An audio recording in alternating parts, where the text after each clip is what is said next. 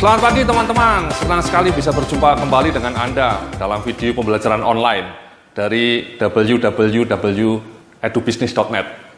Materi kali ini kita akan belajar mengenai balance scorecard, ya, bagaimana mengelola kinerja perusahaan dengan balance scorecard.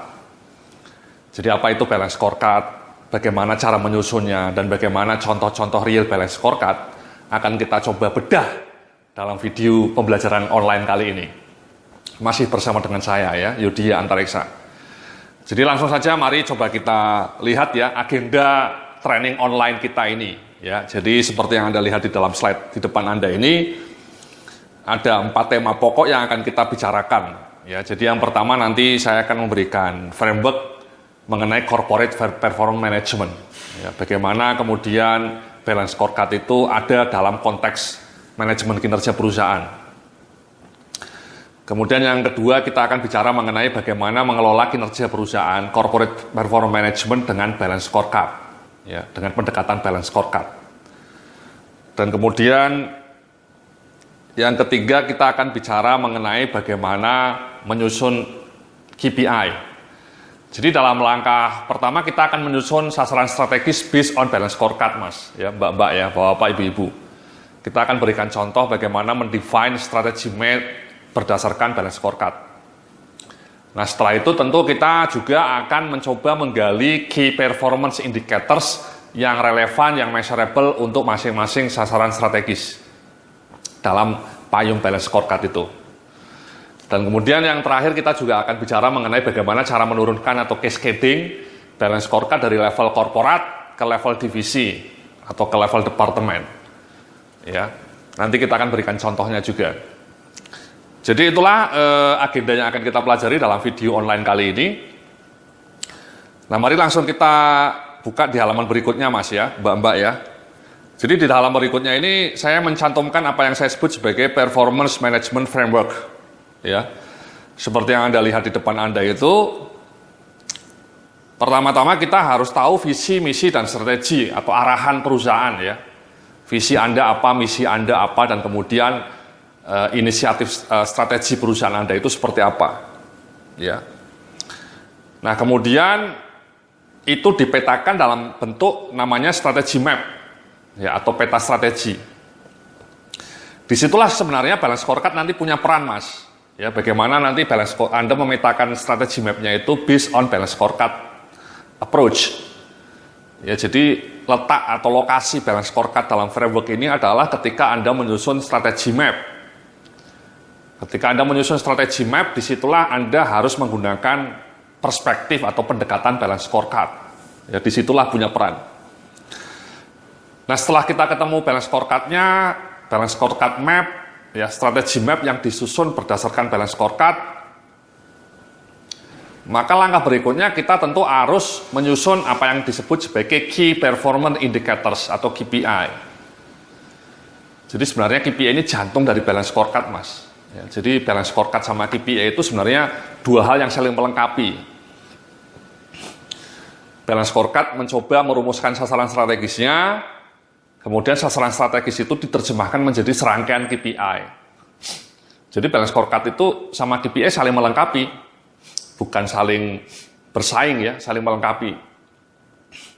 Jadi kita mencoba memetakan KPI-nya berdasarkan sasaran-sasaran strategis yang sudah dipetakan dalam balance scorecard. Ya. Kita nanti mengidentifikasinya, ya, mengidentifikasi KPI yang relevan, mendefinisikan KPI yang relevan, kemudian cara mengukurnya. Ya, ini yang seringkali menyebabkan kegagalan proses balance scorecard itu adalah Anda sudah menemukan KPI-nya bagus, definisinya lengkap, tapi kemudian Anda tidak punya cara untuk mengukur KPI itu. Ya, itu yang seringkali menghambat. Contohnya misalnya begini, Mas, dalam salah satu sasaran strategis balance scorecard Anda, sasaran strategisnya misalnya meningkatkan kepuasan pelanggan. KPI-nya kemudian ditetapkan skor kepuasan pelanggan. Targetnya misalnya 8. Dari skala 1 sampai 10 targetnya kepuasan pelanggannya 8. Itu terukur, Mas, ya. KPI yang terukur, yang powerful untuk melacak ekspektasi pelanggan. Nah, cuman kadang-kadang kemudian perusahaan tidak tahu cara mengukurnya, tidak bisa melakukan survei kepuasan pelanggan itu, atau mereka tidak punya biaya untuk melakukan survei kepuasan pelanggan. Sehingga kita tidak bisa melacak ya bagaimana skor kepuasan pelanggan kita. Nah, itu yang sering terjadi dalam kasus penerapan balance scorecard. Kenapa penerapan balance scorecard menjadi termehek-mehek, ya, tersendat-sendat? Karena Anda tidak tahu cara mengukur KPI-nya. Ya, tidak tahu cara mengukur KPI yang sudah ditetapkan dalam balance scorecard itu. Ya, itu kunci itu, Mas. Jadi main sering. Dan kemudian monitoring, dimonitorlah tiap bulan. Ya, KPI itu balance scorecard-nya sudah ditentukan, KPI-nya sudah ditentukan, targetnya sudah didefine. Ya, kalau bisa tiap bulan dilacak. Ini juga yang kadang-kadang menyebabkan kegagalan balance scorecard. Kenapa? Karena Anda tidak tekun melacak angka-angka realisasi KPI itu tiap bulan. Ya. Kenapa itu penting? Karena sebenarnya itulah jantung dari pengelolaan kinerja. Anda tahu KPI-nya, Anda tahu targetnya, Anda tahu tren pencapaiannya tiap bulan.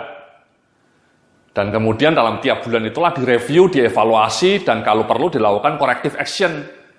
Itu kunci dari jantung balance scorecard ya di situ, Mas. Nah, seringkali Anda tidak tahu cara melacak realisasi KPI-nya, tidak tekun melakukan monitoring tiap bulan, dan kemudian tidak pernah melakukan corrective action. Ya, jadi bisnis Anda dibiarkan menggelinding gitu ya. Tidak ada terobosan-terobosan yang powerful. Sehingga ya kinerjanya menjadi termehek-mehek ya, dan kemudian yang disalahkan balance scorecard-nya. Itu seperti mengatakan buruk rupa cermin dibelah. Ya, tidak seperti itu, Mas. Jadi yang terakhir kemudian reporting. Ya, jadi itulah framework ya. Jadi framework lah dari balance scorecard ya. Jadi Anda punya strategi map-nya based on balance scorecard dan kemudian di-define KPI-nya yang relevan. Ya.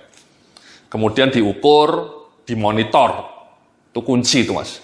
KPI-nya diukur dan kemudian dimonitor every month. Oke. Nah, mari kita langsung di halaman berikutnya ini, Mas. Ya, Mbak-mbak ya. Bapak, Ibu-ibu. Jadi pengertian balance scorecard itu apa sih ya? Seperti yang Anda lihat ya, jadi ini sebenarnya suatu alat manajemen kinerja yang dapat membantu suatu organisasi untuk menerjemahkan visi dan strategi ke dalam aksi. Ini yang kedua nih yang penting. Memanfaatkan sekumpulan indikator finansial dan non-finansial yang kesemuanya terjalin dalam suatu hubungan sebab akibat. Ya, nanti kita akan lihat ya hubungannya seperti apa. Balance scorecard berfungsi sebagai alat komunikasi strategi kepada stakeholder, manajemen, employee, shareholder, customers, dan communities juga. Ya. Jadi itu balance scorecard, Mas. Pengertian balance scorecard. Jadi intinya adalah bagaimana kita menerjemahkan serangkaian indikator, serangkaian sasaran strategis yang tidak hanya melulu finansial, tapi juga non-finansial. Itulah kenapa disebut balance, seimbang antara aspek finansial dan non-finansial. Ya. Nah, mari kita coba lihat di bagian berikutnya. Nah inilah Mas, ya jadi inilah sebenarnya kunci atau jantung dari balance scorecard itu seperti ini Mas, ada 4 perspektif. Jadi kenapa disebut balance scorecard? Scorecard itu sebenarnya kartu skor Mas, bahasa Indonesianya kartu skor. Kartu skor yang seimbang. Nah seimbangnya apa sih maknanya? Ya ini, Anda mencoba melihat kinerja bisnis Anda melalui 4 perspektif, supaya seimbang, supaya balance. 4 dimensinya itu yang pertama adalah learning and growth. Ya, biasanya diterjemahkan juga sebagai pengembangan SDM atau fondasi ya, SDM dan organisasi Anda. Kemudian yang kedua adalah internal perspektif atau bisnis proses. Ya, orang sering menyebutnya internal perspektif, kadang-kadang disebut bisnis proses. Ya, proses bisnis apa yang harus kita jago. Yang ketiga adalah customer perspektif. Ya, bagaimana harapan kita ya. Bagaimana kita memuaskan pelanggan. Dan kemudian yang terakhir perspektif finansial. Bagaimana kondisi atau kinerja finansial kita. Jadi inilah Mas ya 4 perspektif utama dari balance scorecard. Jadi cara membacanya itu dari bawah sebaiknya ya. Agar bisnis Anda hebat, Anda harus punya fondasi people yang hebat. People is everything ya. Great people is everything kata Jim Collins. Organisasinya hebat, people-nya hebat. Kalau SDM atau people-nya hebat, otomatis bisnis prosesnya juga akan wow, akan cetar membahana. Prosesnya excellent, prosesnya prima, mutu produknya hebat. Kalau proses kerjanya excellent, harapannya kemudian pelanggannya juga akan happy. Ya. dan akan menjadi loyal customers. Dan kalau pelanggannya happy, dengan sendirinya uang akan datang dengan sendirinya, profit akan datang mengalir dengan sendirinya. Ya, jadi cara membacanya seperti itu, Mas. Jadi sebenarnya dua fondasi awal itu, bisnis proses sama people itu fondasinya, drivernya. Kemudian pelanggan sama financial itu sebenarnya akibat, ya hanya akibat saja. Kalau proses bisnisnya oke, people-nya oke, otomatis pelanggan pasti akan happy. Dan kalau pelanggan happy, biasanya atau pasti kemungkinan besar, bisnis Anda profitnya juga akan maknyus. Ya. Jadi seperti itu, Mas. Ya. Jadi itulah sebenarnya 4 perspektif utama balance scorecard. Nah, nanti kita akan menyusun sasaran-sasaran strategis dalam 4 perspektif itu. Baik perspektif learning and growth atau people, development, perspektif bisnis proses, perspektif pelanggan, dan kemudian perspektif keuangan. Ya. Jadi disitulah kita akan mencoba membedah sasaran-sasaran strategis Anda dan kemudian dipetakan dalam 4 perspektif itu. Itulah yang disebut sebagai balance scorecard. Terima kasih, nanti kita akan lanjutkan dalam video pembelajaran berikutnya. Sampai jumpa dalam video berikutnya. Selamat pagi.